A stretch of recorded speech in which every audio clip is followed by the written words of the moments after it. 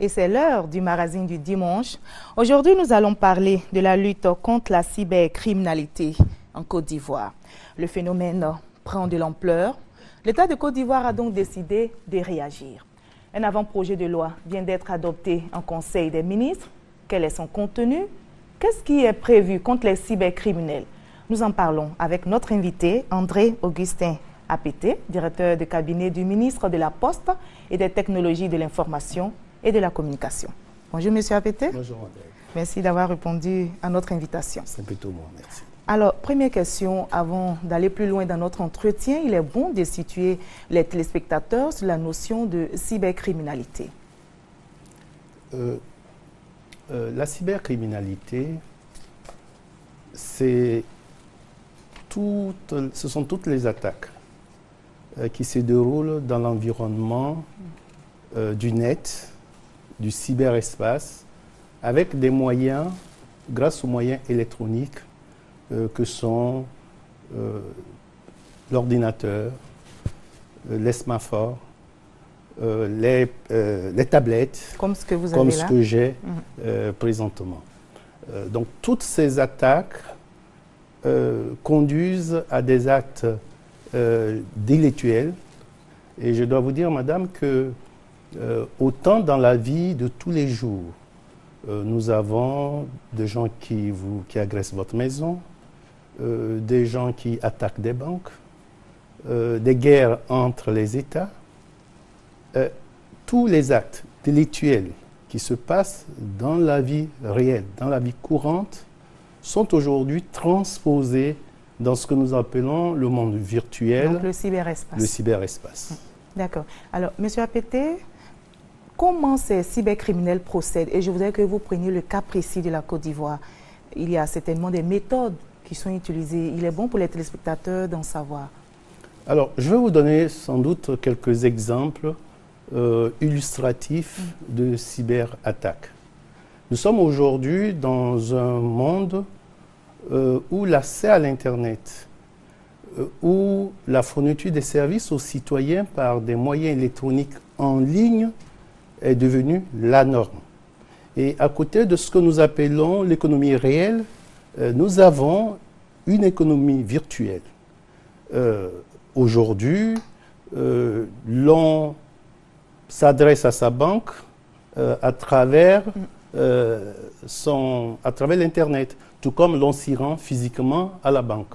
L'on fait des virements de chez soi à partir de l'Internet. L'on envoie de l'argent à une tierce personne. Les mêmes actes qui sont, donc, les mêmes actes sont effectués dans le monde physique sont également effectués dans le monde visuel. Okay.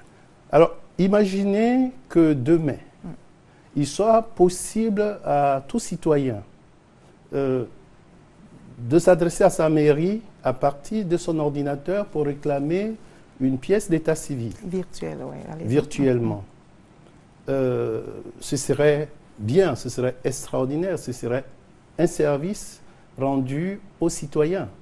Mais que quelqu'un de mal intentionné utilise les mêmes moyens, se rende sur la base de données de l'administration territoriale et modifie les éléments qui sont dans ce fichier à son profit ou au détriment d'un tiers, on appellera cela une cyberattaque.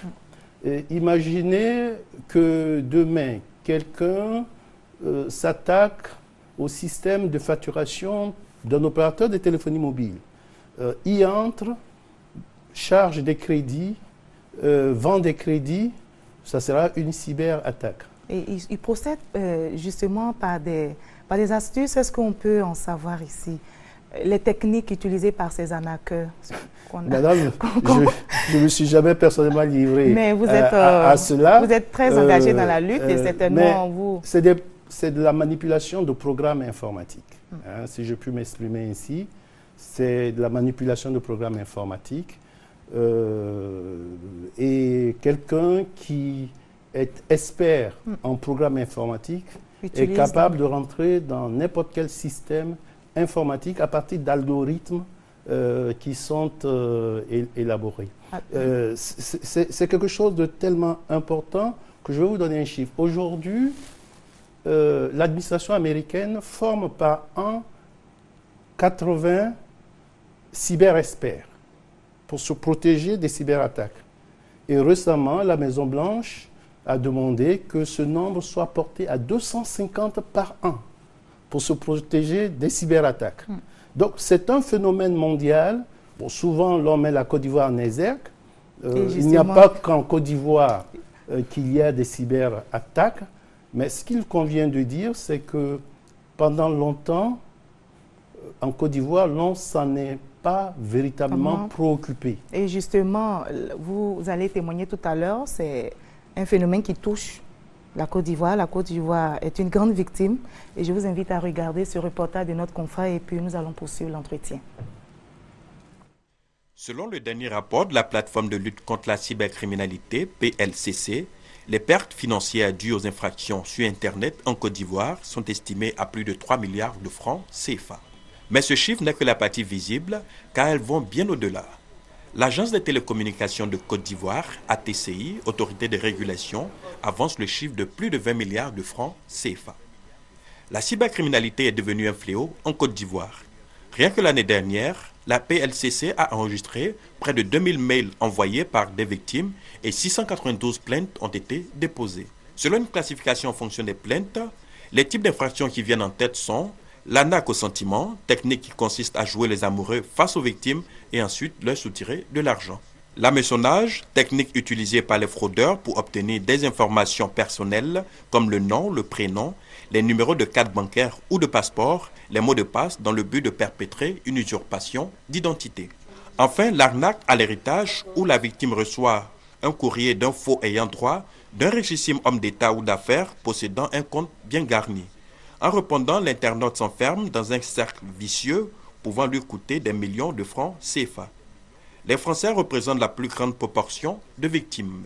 Cette forme de criminalité a terni l'image du pays et les autorités ivoiriennes ont décidé de livrer une bataille aux brouteurs, appellation populaire des cybercriminels. En 2012, 69 interpellations ont eu lieu et 51 personnes ont été envoyées devant les tribunaux.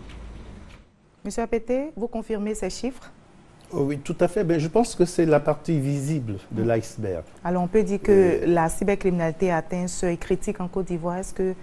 La cybercriminalité a atteint un seuil critique en Côte d'Ivoire, comme il est dans de nombreux pays à travers le monde. Alors, donc, expliquez, donnez-nous faites-nous cet état des lieux. Alors, l'état des lieux vient d'être fait. Je dirais plutôt ce qu'en Côte d'Ivoire, nous faisons, ce que le gouvernement fait, pour circonscrire ou enrayer ce phénomène. Je disais tantôt que pendant longtemps, l'on est resté passif par rapport à ce phénomène parce que une claire prise de conscience n'a pas été faite. Depuis environ 15 mois... De la part claire prise de conscience de la part de la part des pouvoirs publics, de la part des citoyens. Mais depuis 15 mois, le gouvernement s'est attelé fortement à ce phénomène, à résorber ce phénomène. Ça part déjà du fait de donner une identité numérique à tous ceux qui fréquentent le cyberespace. Jusqu'à maintenant, au niveau du cyberespace, les gens étaient encagoulés et donc chacun pouvait se livrer à tout acte délictuel. Donc une identification telle qu'on l'a fait pour les téléphones portables. Tout à fait, madame. Il y a eu donc une identification de tous ceux qui disposent d'un moyen d'accès au net, qu'il s'agisse des téléphones portables, qu'il s'agisse de l'accès à Internet, des abonnés à l'Internet, et qu'il s'agisse des cyber où différentes personnes se rendent, qui ne disposent pas de moyens propres, se rendent pour l'utilisation. Donc, cette identification a été faite et désormais, les personnes qui fréquentent le cyberespace ont une identité numérique. On peut faire tous les discours, mais c'est la première pierre à poser, et cela a été posé. Et ça fait partie des mesures de lutte contre la cybercriminalité. Ça fait partie des mesures de lutte contre la cybercriminalité. Alors vous allez continuer tout à l'heure, mais on va suivre l'extrait du ministre de la Poste et des TIC. C'était après le Conseil des ministres du mercredi dernier où un avant-projet de loi a été adopté. On va suivre et puis continuer. Au titre du ministère de la Poste et des Technologies de l'Information et de la Communication, sur présentation du ministre, le Conseil a adopté un projet de loi relatif à la lutte contre la cybercriminalité. Ce projet de loi, qui permet à la Côte d'Ivoire de transposer dans sa législation nationale la directive de la CEDEAO relative à la lutte contre la cybercriminalité, vise essentiellement la sécurité des contenus et des données électroniques. Son adoption permettra à notre pays de se doter d'un instrument plus efficace de lutte contre la cybercriminalité dans l'intérêt des utilisateurs des TIC, des opérateurs et des pouvoirs publics. Voilà, M. Apete, c'est vrai, vous étiez lancé dans votre idée. C'est maintenant qu'on adopte un avant-projet de loi qui doit passer devant le Parlement. Et pendant ce temps, la cybercriminalité fait son chemin. Madame, je vais vous dire, beaucoup de choses sont faites. Soyons attentifs. Je vous disais tantôt qu'au mois de janvier 2012, le président de la République a pris un décret demandant d'identifier tous ceux qui ont une activité dans le cyberespace avant la fin de l'année 2012. Cela a été fait. Peut-être que vous l'avez... On est à quelle étape présentement? L'ensemble des abonnés au téléphone mobile, à l'Internet, aujourd'hui, ont une identité. Et nous veillons, l'Agence de régulation des télécommunications veille à ce que tous les nouveaux abonnés soient systématiquement identifiés, répertoriés. Et des contrôles périodiques sont faits dans les systèmes d'information des opérateurs. C'est la première action. La seconde action qui est passée inaperçue, il y a moins de 3 mois, le gouvernement a pris un avant-projet de loi.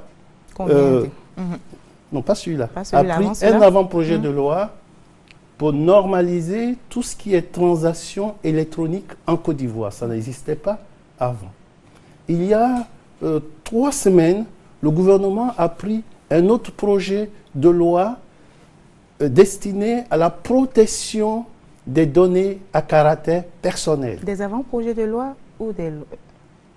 Vous savez, par rapport à leur application, une loi n'a le caractère de loi de façon définitive que lorsqu'il est adopté par le Parlement. Et là, ce n'est pas encore adopté. Ça sera fait, je pense, madame, soyons rassurés, ça sera fait à la session d'avril prochain. Le Parlement adoptera donc ces trois textes de loi. La loi sur les transactions électroniques, le projet de loi sur la protection des données à caractère personnel, c'est-à-dire l'identité numérique des citoyens, et enfin, le projet de loi dont le ministre vient de faire état tout à l'heure sur la cybercriminalité. Le contenu. On va s'attabler sur le contenu de cette loi. Voilà. Jusqu'à présent, mesures répressives, voilà, pour venir à bout. Jusqu'à présent, la difficulté de juguler ce phénomène tient au fait que la répression n'est pas à la dimension des enjeux. Lorsque un cybercriminel est pris, arrêté, déféré, au bout de 3 mois, 6 mois, il est libéré. Alors que ce cybercrime